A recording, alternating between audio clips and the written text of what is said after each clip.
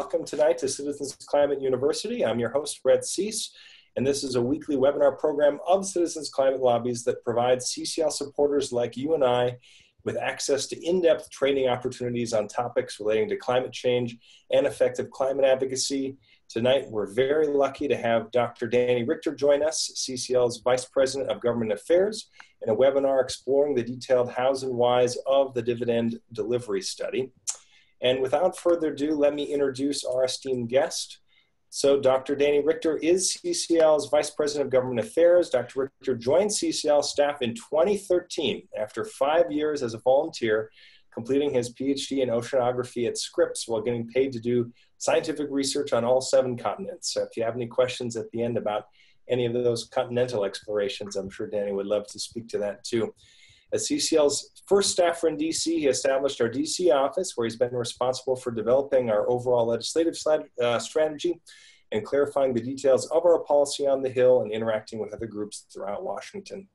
He's also overseen CCL's research program, which has led directly to our REMI study, the Household Impact Study, and tonight's topic du jour, the Dividend Delivery Study.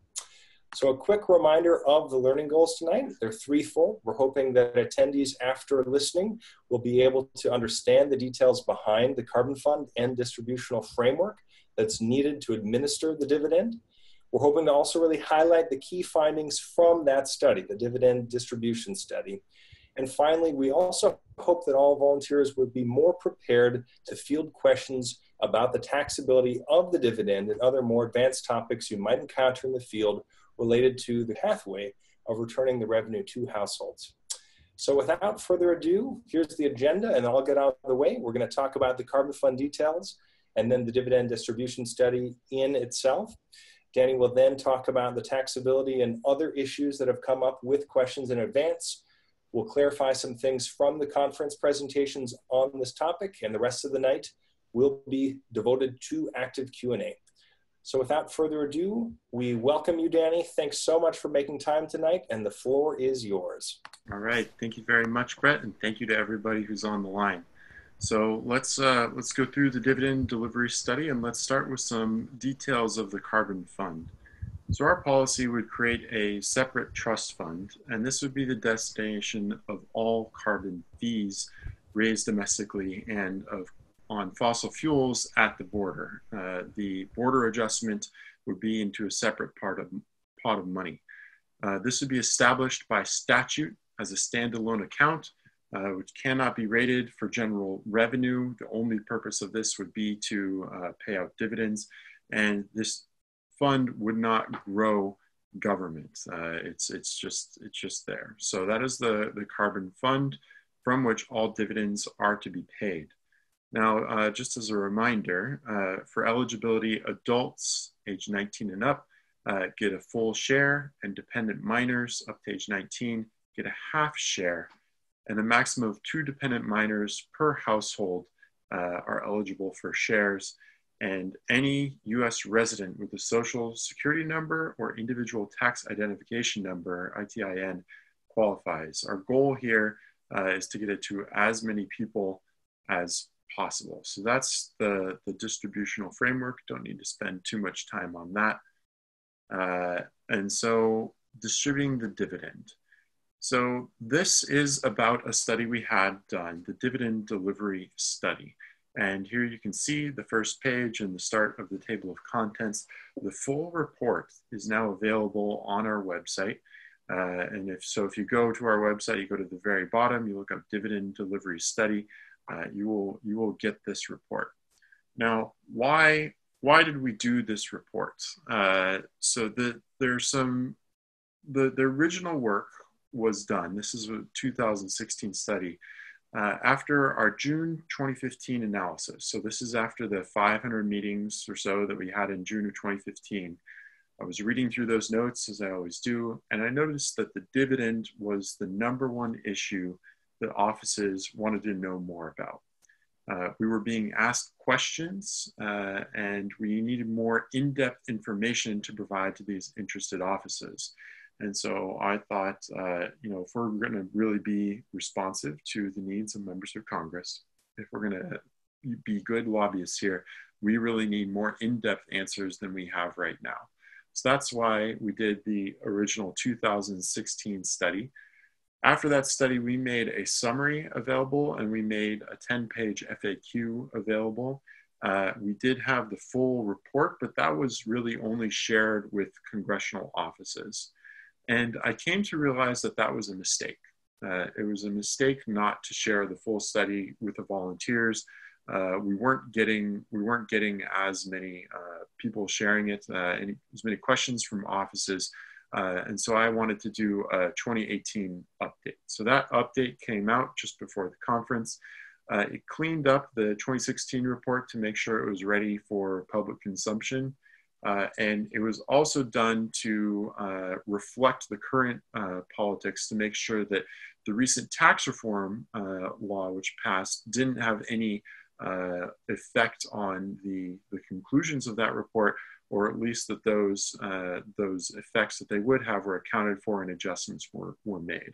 So that's why we have the 2018 update, and that's what I'll be presenting on tonight. So what were staffers asking? The main thing that they were asking our volunteers back in that 2015 analysis, and it has been a top 4 issue in each of the years that I've done an analysis of the June notes. This is a persistent topic that members of Congress and their staff bring up, and usually they are asking questions. They don't even think this is possible. So the situation was that our volunteers were going in there saying, yes, this is possible, and staffers weren't buying it. So maybe they would say, okay, maybe this is possible, but they would want to know how. And the explanation that we were giving was completely inadequate. It was just completely inadequate. We were saying something along the lines of, well, we can go through Social Security that already gets revenue out to millions of Americans, does so at low cost, and they just weren't buying it. So the main things that we wanted to answer were, is this possible and how? And they wanted the nitty-gritty details. So does this report answer these questions? Yes, it does. It answers both of those. It gets into those nitty-gritty details, and so much so that it in fact answers questions they didn't even know that they had. So that's a bonus. And part of that is because of the person who did the report. So the person who we got to do the report is Alan H. Lerman. He is a retired economist from the United States Treasury's Department of Tax Analysis. And he worked on every major tax reform legislation and administrative reform from 1971 to 2014. Some other highlights from his resume is he developed tax withholding forms. So when you tell the government you want to have this much tax withheld in the form you fill out, that was him. The stimulus checks we all got in 2008 and 2009, that was him. He figured out how to do that. So when finding out someone to get, how do you figure out to get all this money to every American, as many Americans, people living in the United States as possible, there really is nobody better. And it was fortunate for us that he had retired the year before, just the year before we identified this concern, this persistent and frequently mentioned concern and question by members of Congress, which we were unable to answer. And of course, CCL depends on outside experts for guidance on complex questions of policy and law. He is exceptionally qualified. And the other thing I'll say about my role as the person who oversees our research program, I see it as my role to give the researchers we commission freedom. I want them to do what they do best. I want to make sure that their research is going to answer the questions we need to be answered. So I tell them, spend a lot of time working with them about what the constraints are, but I don't spend a lot of time telling them how to write the report. And I don't tell them how to do the research. I want to give them, I think that gives the report integrity. So that's another thing to bear in mind, is that I make sure they get our program as close as possible, but I don't tell them how to do the research. So that's just something I bring, and it is to retain as much credibility for the final product as possible. So our priorities, some of the things that I was presenting to Alan as needing to do, number one, we want something that is as simple as possible because we want the public to understand it. We want to be able to sell it. We want this to get to as many people as possible. People living in the United States, not just citizens, people resident in the United States. We want it to get to as many people as possible. And we want this to be as low cost. We want the administrative costs to be as low as possible. But the top priorities are simplicity, getting to as many people as possible. And then we do want to have low cost is third. So there are some costs. Now, another thing that you'll notice in this study, and this is something that people were concerned about. Alan did consider what would happen if you did this as a tax swap, specifically a payroll tax swap. And the reason he did that was because he thought that would be the most efficient. And the reason I let him do that is because, as I said, I think it's important to enable our researchers to have independence, because I think that gives the report more intellectual integrity. And so Alan went through, he did evaluate both a dividend, just monthly checks, and he did evaluate getting the money back to people by reducing payroll tax offsets. And that was never what was going to be our policy, but it was something that he thought would be simpler. And it's something that, speaking to people on the Hill, people on the Ways and Means Committee, people on the Finance Committee, is their baseline assumption of what will be simpler as well. But after doing this, after considering these two methods, Alan's conclusion was that actually the direct monthly payment system is best. It's simpler, it's more flexible. It does require a little bit more time to implement, but ultimately it is going to be lower costs for the government. There are going to be fewer errors. You're going to be able to get to more people. So that was a evolution that Alan went through as he was doing this. And I feel really good about having it in the report, because now we can go to offices and say, no, the author's assumption was the same as yours, that it would be easier to go through the payroll tax system. And he concluded that he was wrong. And some of the reasons, the main reasons why he concluded that was incorrect is because, number one, not everybody works in the United States. So for those people who don't work in the United States, you're still going to need to set up all the things you do for the dividend delivery system via direct checks. So then you're creating redundant bureaucracy. There was no way to check some of the withdrawals. So there was a quality control problem. And it got to the point, because our rate of increase is so aggressive with respect to the climate goals, you get to amounts of the dividend fairly quickly that are too large to handle for a lot of people, low-income folks or people with half-time jobs. And so you might have a situation where employers are having to take direct, unverified withdrawals from the Carbon Dividends Trust Fund. And obviously that's a possibility for a lot of fraud. So the strong conclusion of this report is that the best way to do this is the way CCL has always been saying, which is through direct monthly dividends. And that was a misconception that some people left Alan's report with. And so I'm happy to clear it up here. So that's how to distribute the dividends. And then as you're going through this, one of the big things, that I've read this report in its various iterations, possibly 30 times in detail, looking for spelling mistakes and typos, all that good stuff, as well as the larger content. And one of the things I was looking for was helping Alan figure out, how do we present this to the general public? How do we present this to CCL volunteers? Because let me tell you, Alan can get really nerdy. Now, I can get really nerdy as well, but his is a very different type of nerd. And so it took me a long time. It was really a pain to read through this thing. But ultimately, Alan and I identified Alan identified the steps, and then I condensed. There are 10 total steps that are possible, from collecting the revenue to everybody gaining their dividends. And of those, either 2 or 4, it would only be 4 steps if they're mistakes, that would be necessary to be taken by residents, so by people receiving the dividend. The other 6 steps would be taken by agencies, and I'll talk about those in a bit. So the first step is to provide essential information. So that's names, social security numbers, or individual tax identification numbers, addresses, and bank account information. The second essential step, and this I don't think will be a burden for most people, is to actually receive the dividend. So step 1, provide the information. Step 2, receive the dividend. The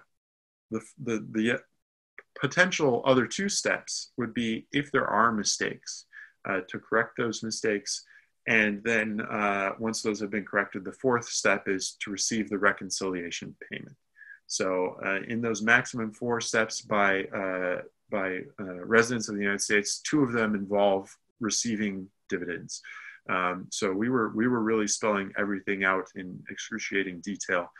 There are 6 steps by agencies, and Alan developed a flow chart to do this. We've reproduced it here and changed it. The green boxes here are all the steps that might have to be taken by residents. And because we put such an emphasis on having everybody, as many people as possible, getting the dividend, and because Alan has such experience doing that, he identified those who are tax filers and those who are non-filers. And non-filers are generally going to be those who don't make enough money to need to file federal income taxes. And so it's basically the bottom 20%. And so tax filers are already providing the necessary information, the names, the social security numbers or individual tax identification numbers, the address and bank account information on their tax returns. No reason to make them do that again. Non-filers are not. And so Alan actually created, using a form, which he called CFD for Carbon Fee and Dividend 1, and I'll show you that to you in a minute, a form that is as simple as possible. It's only 1 page to help these non-filers claim their dividend. So it's, Alan learned in his long experience in the Treasury and his experience getting these dividends out to everybody, that you really do have to be very simple to make sure that, to help people overcome their fear of reporting to the IRS. And so this would go to a contractor. His recommendation is that it doesn't go to the Social Security Administration or to the IRS or to a new organization, but it goes to a contractor. And so that way you hopefully take out some of the concern about reporting to the IRS. You also take out some of the political concerns about creating a new agency or sending this to the IRS. So go to the contractor. You can't cut the IRS out entirely. Again, because we're trying to keep this as simple and low cost as possible, it makes the most sense for those who are filing tax returns for the IRS to just share those data with the pay agent ultimately. So the IRS processes these forms, they merge the information, they extract and send the required information to contractor B. The contractor B could be the same as contractor A. It just depends on the way Congress wants to do this. And contractor B processes this information. They handle inquiries. So the inquiries will be related if there is a mistake, changes and corrections, and they determine the payment amounts, prepare a list and send to a pay agent. The pay agent could either be the Treasury Department or it could be another contractor. So some of these steps could be combined. They receive the payments list and they disperse the payments mainly by EFT, electronic funds transfer. Now over to the right, there's another green box. Residents initiate inquiries, changes in eligibility, and error corrections. The responsibility would be on the residents if they, for example, if there's a birth, if there's a death, if somebody turns 19, if they become financially independent and they start filling out their own forms. It's on them to let the government know. And if they don't let the government know on time, they would be eligible for the dividend that they, the back payment. They just need to let them know. And so then residents receive their monthly payments. And at the end of the year, if there was a mistake, if they are owed more money, they prepare an annual reconciliation form on another form that Alan prepared, again, which is compatible with the IRS software, Carbon Fee and Dividend 5. Tax filers submit this with their income tax return. Non-filers submit it to contractor A, and that's it. And then the IRS or contractor A. They process these reconciliation forms. They prepare a list of adjustments. They authorize payments and send the list to the pay agent. Pay agent receives it, disperses the adjustment, and then residents receive reconciliation payments. So again, there's a minimum of 2, a maximum of 4 steps that residents see. The rest is that you can't pull the IRS out of this, but you need as few as 2, the IRS and a contractor, or as many as 4 different agencies who would be involved in this process. And so 10 total steps, tax filers and non-filers.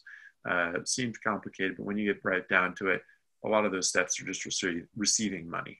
So again, the 4 options considered: the Internal Revenue Service, the Social Security Administration, a new agency within the Treasury Department, or private contractors working with the Treasury. And Alan's recommendation in the report is that option 4 would be the most efficient and politically viable, but you can't remove the IRS. They would still be necessary unless you want to create the annoyance of having people submit the same information to both the IRS and to a separate agency. So IRS is going to have to be involved. Now, who receives the money? For income tax filers, the primary tax filer receives the dividend for the self, up to 2 dependent children, and a spouse if they're filing jointly. Married couples filing separately can claim only 1 dependent child, and this is just to ensure that all actual households, and the household definition of household is the tax filing household, that they're not finding a loophole by which they could get 4 dividends for minors, just to make sure that we stay with the CCL formula: 2 shares per adult, 1.5 share per child, up to 2 children per household. And other adults 19 and over who file their own taxes receive their own dividends. And you might be asking, why 19 and why not 18? It turns out that, according to Alan, it actually creates less headache for the existing infrastructure if you use 19 as the cutoff date. And since one of our goals was to minimize wasteful spending to maximize simplicity, we said that's fine. Let's just go with what makes sense within the existing network. So we said 19. For non-filers, they must apply via CFD1. And I promised to show that to you. So let's show you what CFD1 looks like. This is it. And I love these. So these are all in the report, and they're just so similar to IRS forms. And I'll tell you a story. I was showing this to a committee staffer on the Finance Committee in the Senate. And this committee staffer had actually written a thesis on carbon taxes. And so this is somebody who day in, day out thinks about taxes and the tax code and how to change it. And as he was reviewing this report, the first one, he held these forms in his hand and he says, it feels more real when you hold it in your hand and when you look at this. And so I've had really only good experiences sharing this report with offices.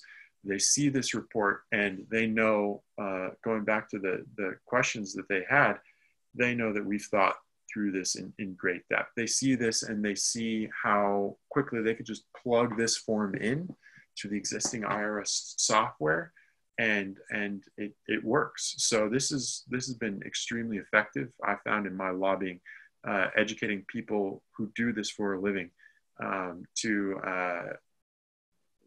get them further on board. So this has been an extremely useful tool for CCL. So that's why I'm excited that I was able to correct my earlier error, and now it is shared with the entire organization, ready for you to download. So now, determining how much everybody gets. This is always good to check in with. And so these are Alan's numbers. He was basing this off of the REMI study, accounting for the taxability of the dividend. The first important thing is to recognize that the national amount collected will be an estimate. So the government is going to have to estimate how much money they're going to receive in a year to start giving out those monthly dividends. And so that's important. And so the dividend would be about $20 a month per adult and $10 per month per eligible child. And that's about $240 per adult and $120 per child annually. And the dividend would increase each year as the fee increased. So let's say, for example, that the estimate was too high. So they paid out more money than they received. And next year, they would actually have to correct for that. They'd have to give out less money than they were estimating would be raised to account for that overspending in that first year. That's okay. Everybody would still see an increased dividend because we're going up by so much each year. There's so much more money raised that people are going to see their dividend increase every year as long as for the foreseeable future, because we're increasing at such a aggressive rate. So the government can correct without increasing the deficit. People can still see their dividends go up. Everything should be peachy. Now, after 20 years, based on the REMI study, the monthly dividend would be about $130 per adult per month and $65 per child.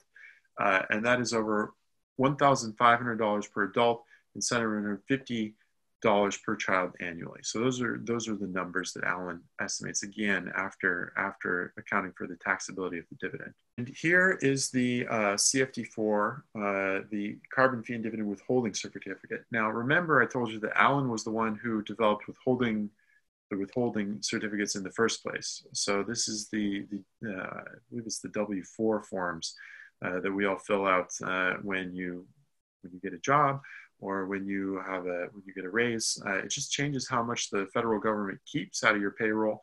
And so to avoid underpayment of tax, since the dividend is taxable, Alan created another one of these forms for this, the CFD4.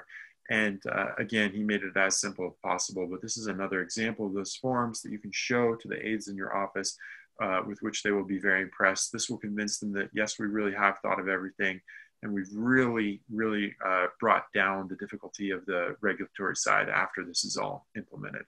So this annual reconciliation, I think I went over a lot of this, but the monthly dividend payments might not be correct for some residents. Reasons why it might not be correct is if you have a birth, if you have an adoption, there's other changes in dependence, maybe there's a divorce and the child has to live with one parent, the other parent can claim that child, for example.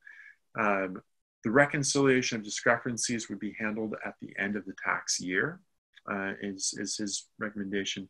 And only residents with discrepancies would complete a form comparing entitlements with actual dividend payments. So this is those extra two. So it's only if there is a discrepancy, if you're owed more, that you would have to fill out one of these forms.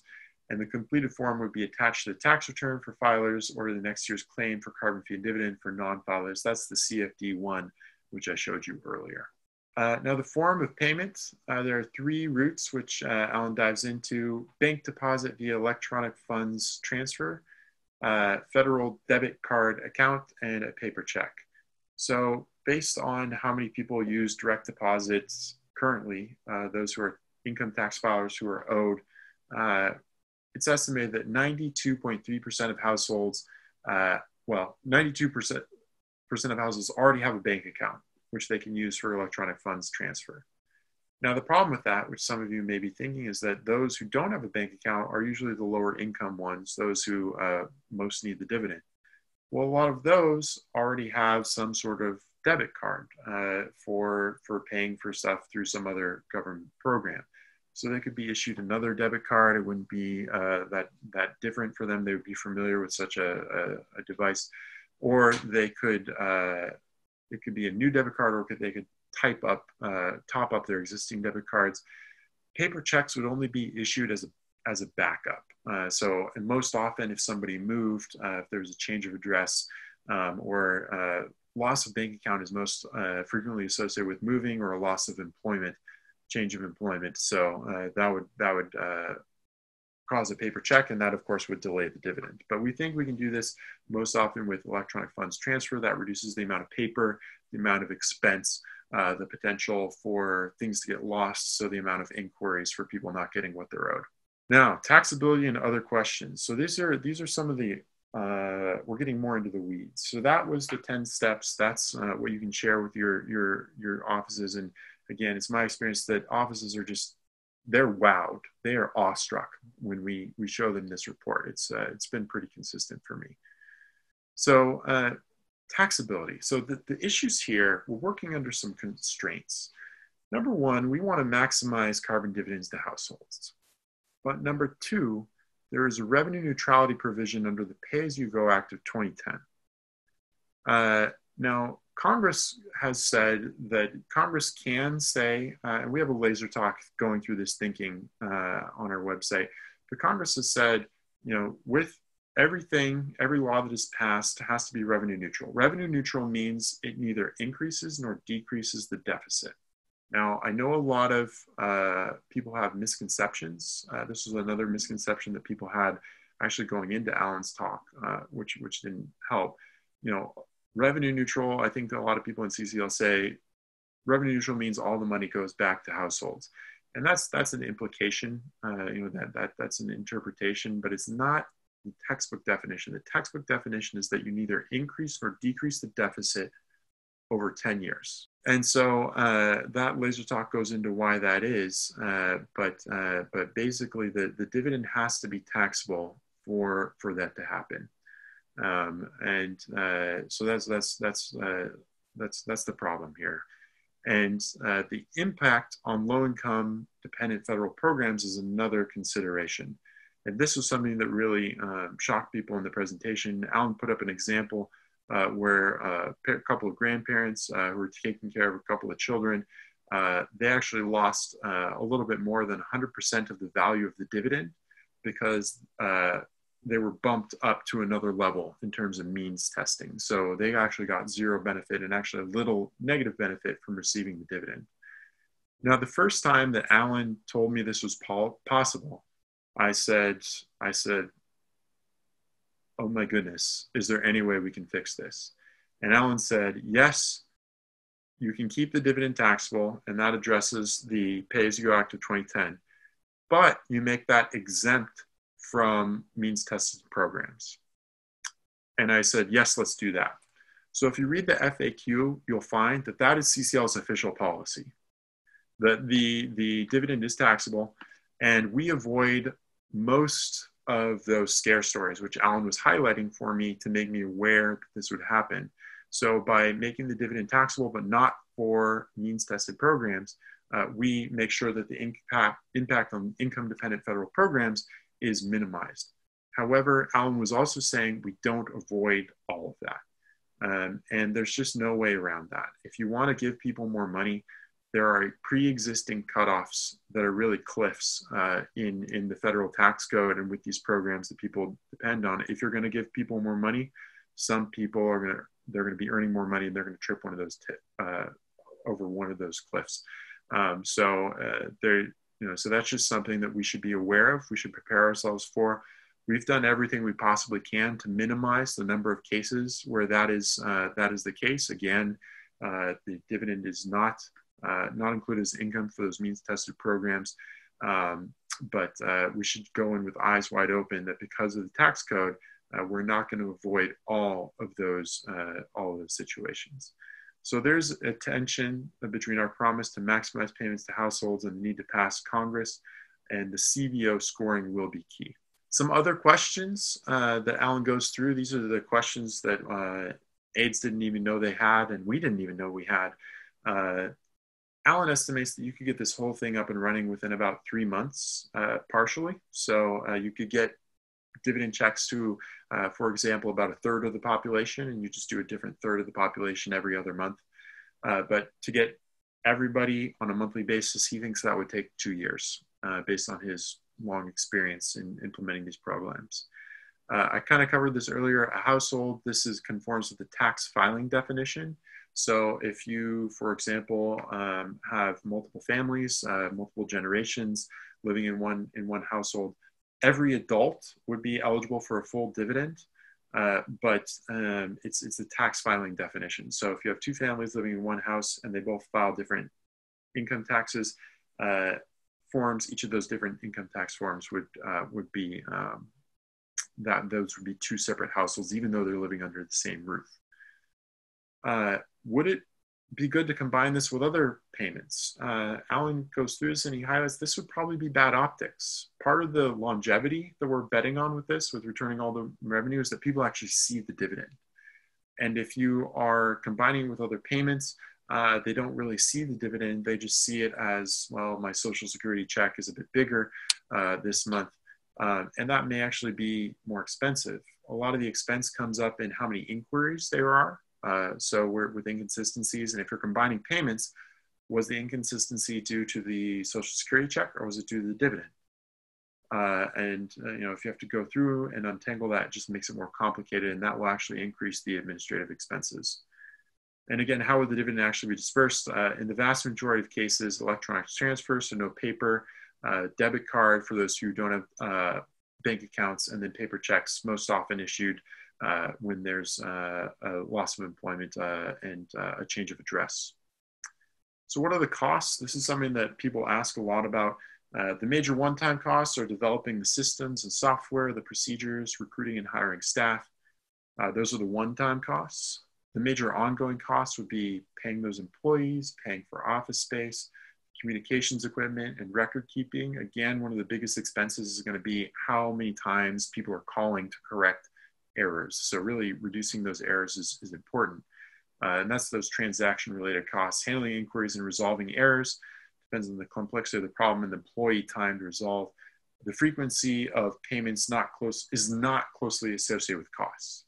So actually, if you were to do an annual dividend, that actually might increase the number of inquiries, and it might actually increase the costs because people would, quote unquote, forget how much they're owed. Whereas if they're getting a monthly dividend, it's the same amount for a year. It's actually less likely that people will have an inquiry. So this was counterintuitive for me, but it might be that more frequent dividends, monthly dividends, as CCL has always been proposing, might actually be lower cost than less frequent dividends. And another thing, when you express the cost, some people have gotten sticker shock at the cost which Alan estimated. That was not the main purpose of his study. And he was extremely conservative in doing that. And that goes back to the dependence that he wants to, I try to give our researchers. But when you divide that by the total amount of revenue, it drops off very quickly. And you're getting down to around 1% operating costs long term. So that's very manageable. That's actually quite good for a federal program. And if you want to get more into our estimate, if you could go back for a second, Brett, there's a link to our laser talk, our administrative cost laser talk. That's Rick Knight, one of our research coordinators, going into depth as to what the costs might be, what other programs that are similar, and he comes up with a smaller number than Alan did in this point. And again, Alan was deliberately vague because that was not the main point of this study. Other questions that Alan addressed. Changing eligibility. So, that question about 19. There's also, he talks about if you go 25,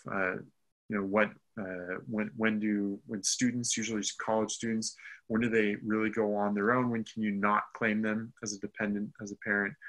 Those reconciliations. He talks about a potential marriage penalty. Because we do limit it to 2 children per household, down the line as the dividend gets larger, there may be a disincentive to get married. And are we comfortable with that? What do we do with incarcerated residents? We provide a recommendation there. Americans living overseas. What about Americans who are filing taxes domestically, but they spend 9 months out of the year overseas? How much the dividend should they get? That was not something I'd ever thought about until Alan brought it up. What about self-supporting minors? There aren't that many of them. There are people under 19 who are on their own. Shouldn't they be entitled to a full dividend? Well, our answer was yes, they should. And again, that's in our FAQ. And then what about local governments and agencies? That is a continual sticking point. There's not a great answer for that. If you make the dividend taxable, then that means that local governments can get some of that tax money. But there's a lot of states that don't have income tax. They don't have tax where they could collect some of that. And so you are going to get some local governments that are just going to, they're either going to have to change or they're going to have to raise taxes. There are going to have to be some uncomfortable decisions. But the climate's worth it, bottom line. And so that's a case that CCL volunteers have had to make.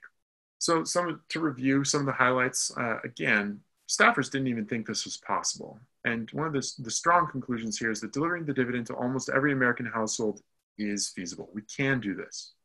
So that's the main message that we want to pass on to staffers. And direct payment of the dividends to households is simpler, it's more stable, less burdensome than paying it indirectly through wages and or Social Security benefits. So this is an opportunity for you to educate your staffers. They will, 9 times out of 10, they will assume that reducing payroll taxes is simpler. And so this is an opportunity for you to talk them through why that is not the case. Important details like the forms to apply for the dividend, specify tax withholding, and reconcile status changes are fully worked out. And again, staffers who have shown this too, they've been just awed by the work that Alan did here.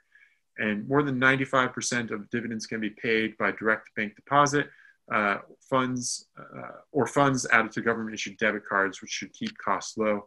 And the impacts of several variations to key policy provisions are analyzed for the pros and cons. So we just have it all out there. It's all transparent. This report should be a tool for legislators to identify problems and make decisions. I think it will be most useful for regulators on the backside, but the more light we can shine on this for legislators, the more comfortable they're going to be actually signing on, introducing, and ultimately passing this.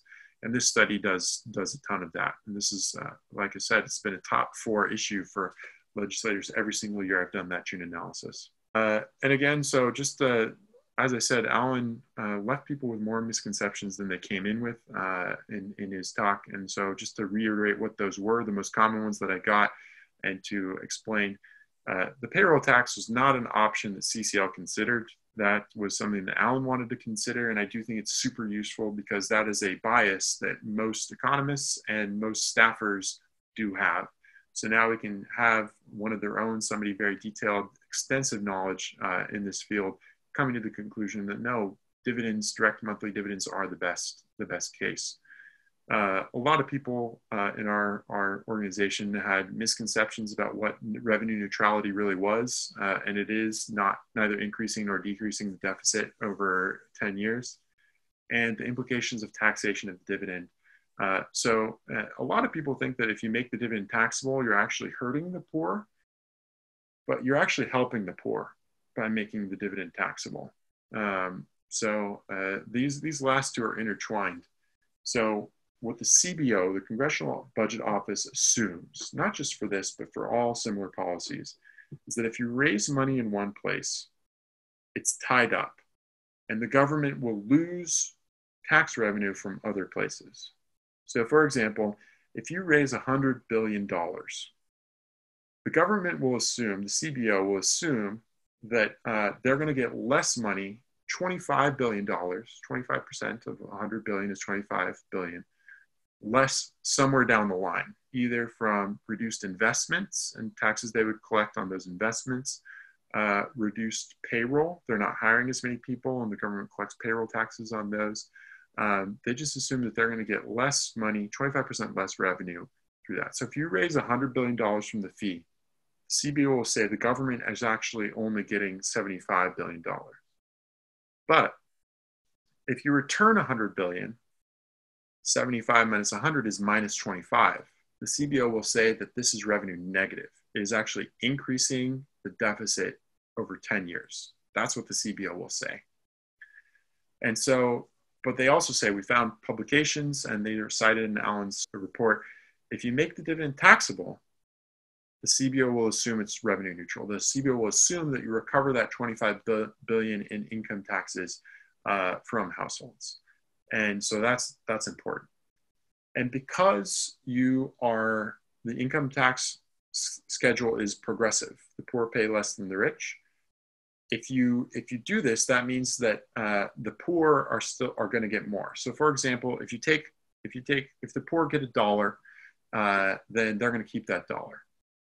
Another way of dealing with the CBO offset, and again, there's a laser talk on this.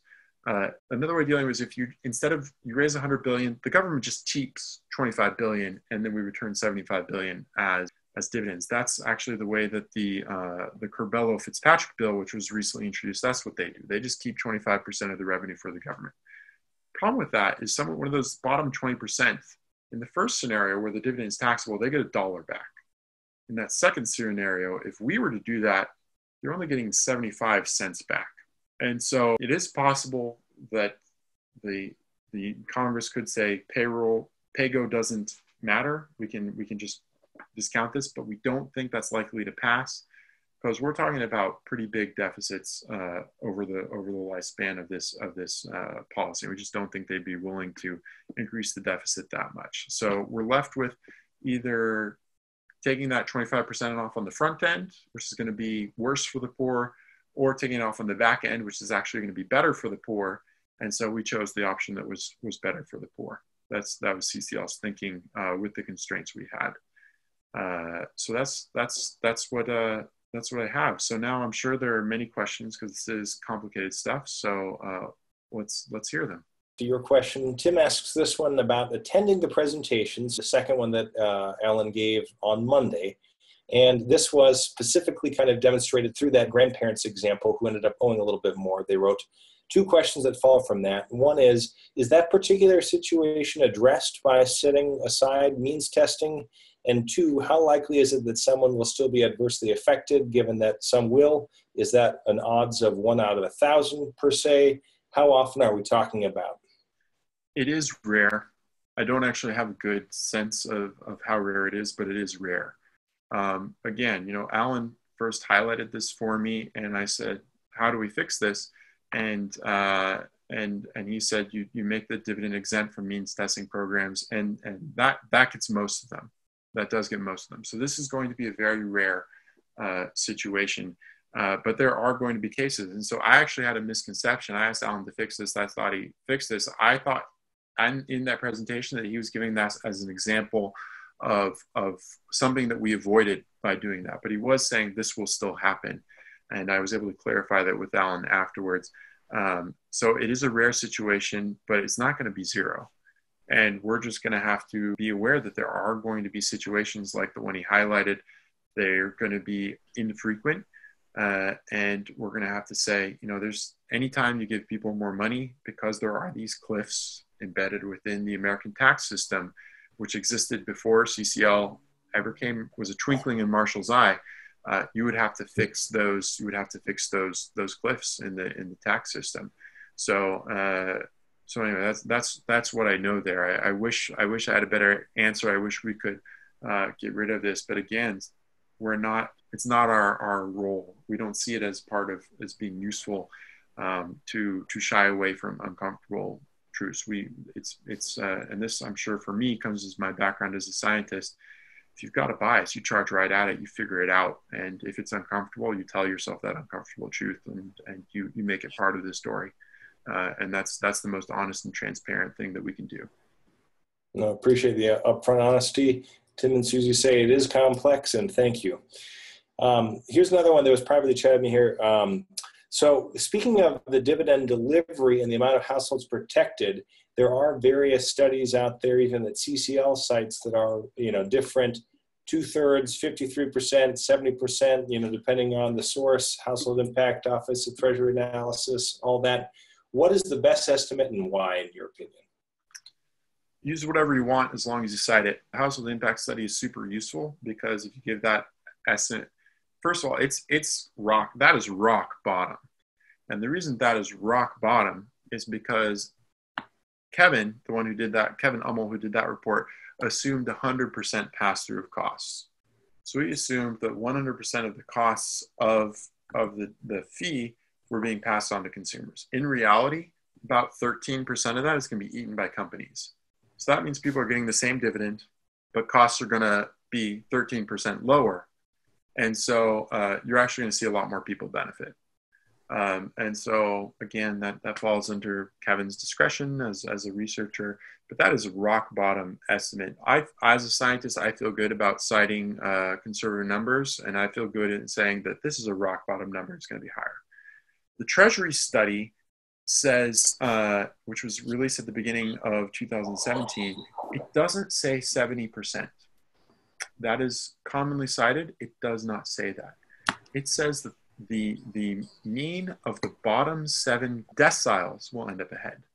Now, if you look at the same graph in Kevin's report, you would assume that 60% of households benefit. And so the Treasury study could have been 65%, it could have been 63%, it could have been 77%.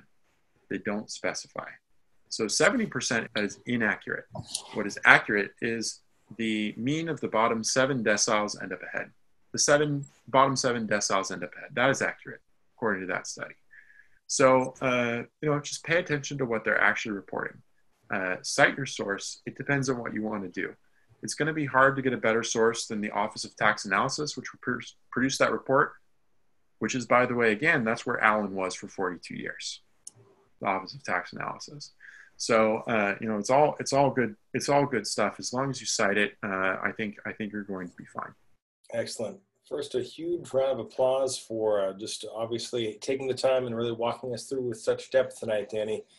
Really appreciate the insights that you've helped all of us gain a deeper appreciation for. And here is the link to where the actual lesson will be. I put this as well as our emails in the chat window for anyone that has follow-up questions.